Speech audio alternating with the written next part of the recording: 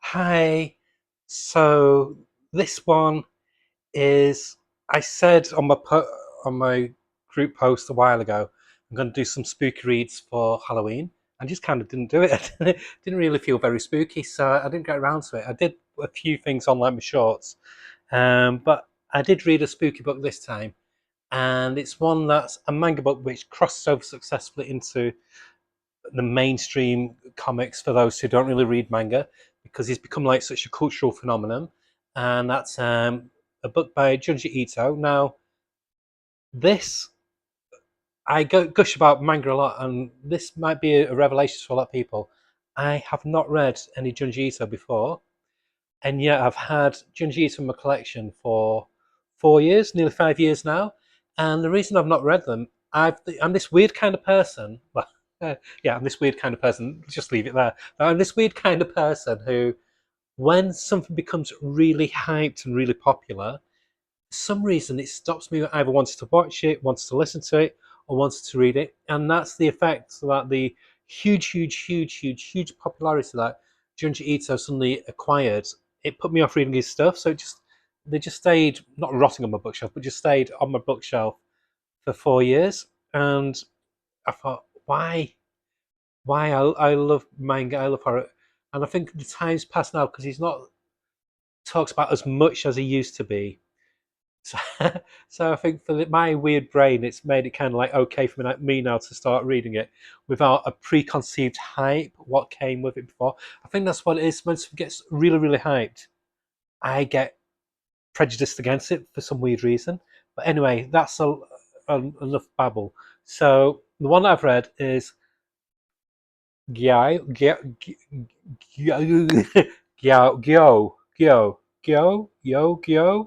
and it says the Death Stench Creeps GYO by Junji Ito. Very minimalist cover, but if you look at it closely, you can see there's quite a bit going on in the background.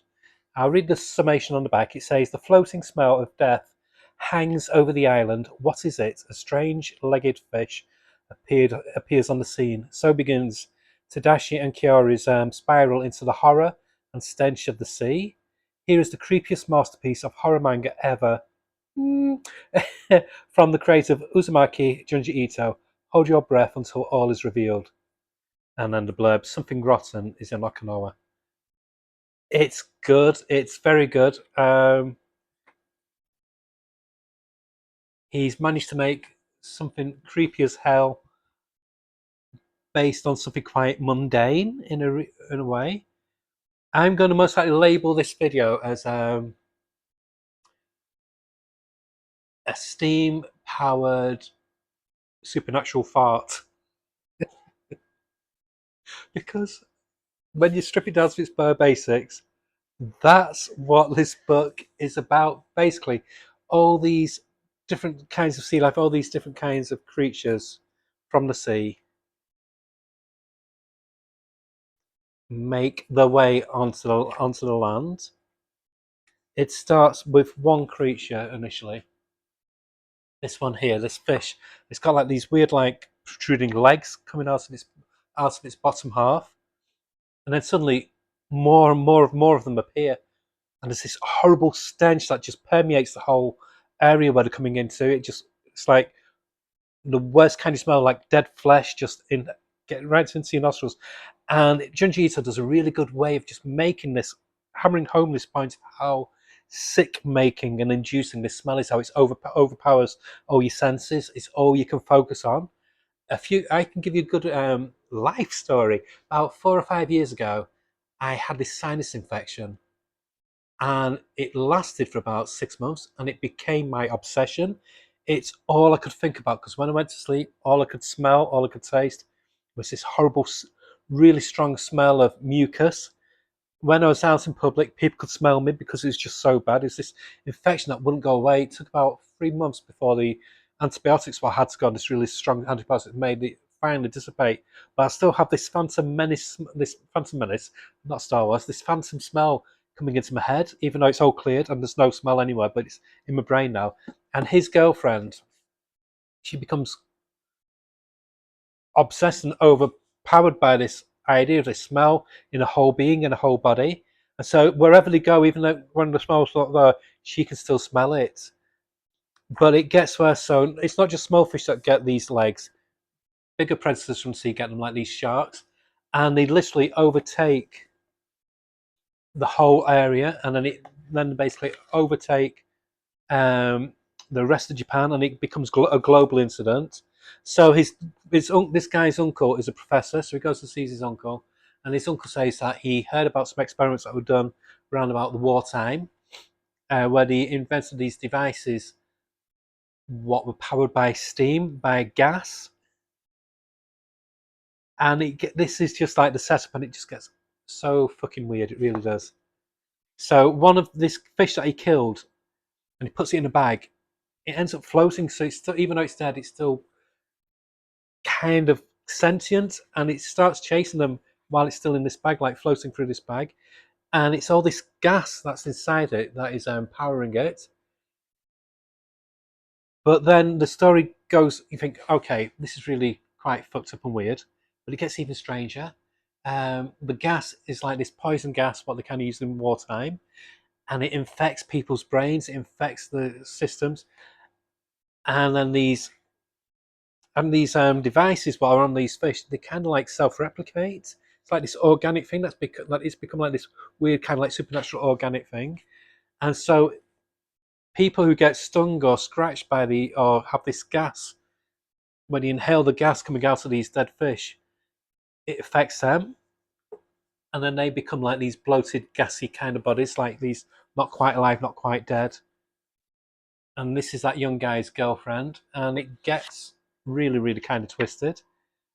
And then it turns out that his uncle's dad was making something similar back eons ago, and his uncle has kind of like carried on the thing, and he's made a more sophisticated device. So now it's not just fish that are getting infected, and animals, but it's people as well. So these people are becoming infected, and these contraptions like attach themselves to the bodies, and then literally these bloated kind of like basically corpses, and it's just this gas is just coming out of them. So basically, if you imagine the human centipede where everybody's attached by mouth to butt, it's like that. They're basically smelling shit all the time, or decomposed shit, basically.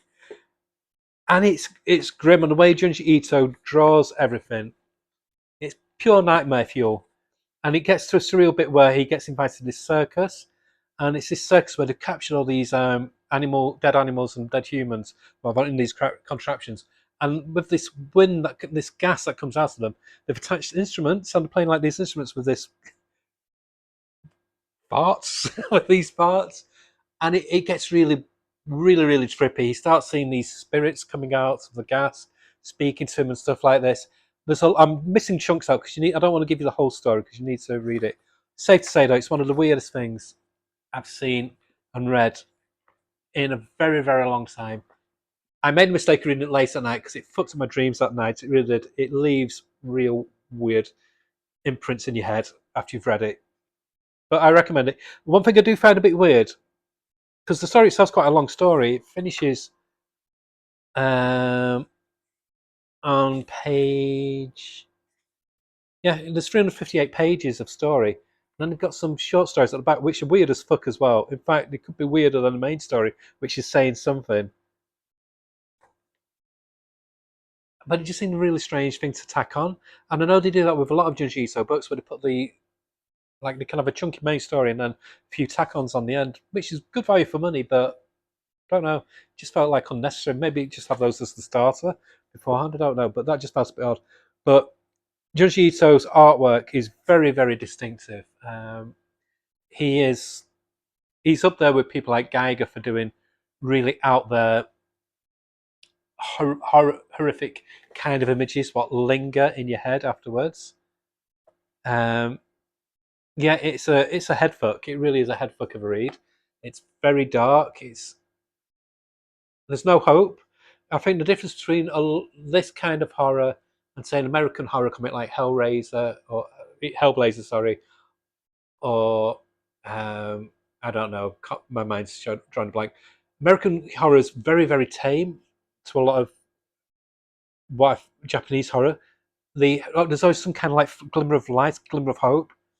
This is bleak, but it's all the better for it. And yeah, it does make me want to read more. I'm going to read. I've got the Tomi book, Uzumaki, and Sensor. I think I'll read Tomi next, and that's quite a chunky one. There's about 800 pages in that, so I'll do a review of that soon. But I do recommend this. I don't care if you like manga. If you don't like manga, this is for people who like twisty, disturbing horror. This is a weird blend of Clive Barker meets David Lynch meets David Cronenberg. It's it kind of tips into different areas of unease. So there's like sexual unease because of the way bodies are treated. Um, there's the fear of nature, the fear of things paired together that shouldn't be paired together, and then there's the surreal side as well, like with this circus bit, very disturbing. Um, but yeah, it's just a good trippy headfuck of a horror book, and I really do recommend it. I'd give it a 8.5 out of 10 because I don't know if this is his best work, so I might change my opinion later because I do want to try some more of Junji Ito. But yeah, this is my first Junji Ito. I've had it for 4 years, and I've just got around to reading it now because I'm a lazy ass.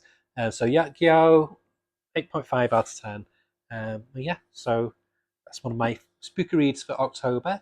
The next one I will be doing, I don't know if I'll do it tonight because I'm only about a quarter of the way through, and it's The Savage Shores, which is a Ram V book, which is a gorgeous, gorgeous book, and I'm enjoying it so far. But yeah, this is the first one, and I'll do some more soon. Okay, so bye.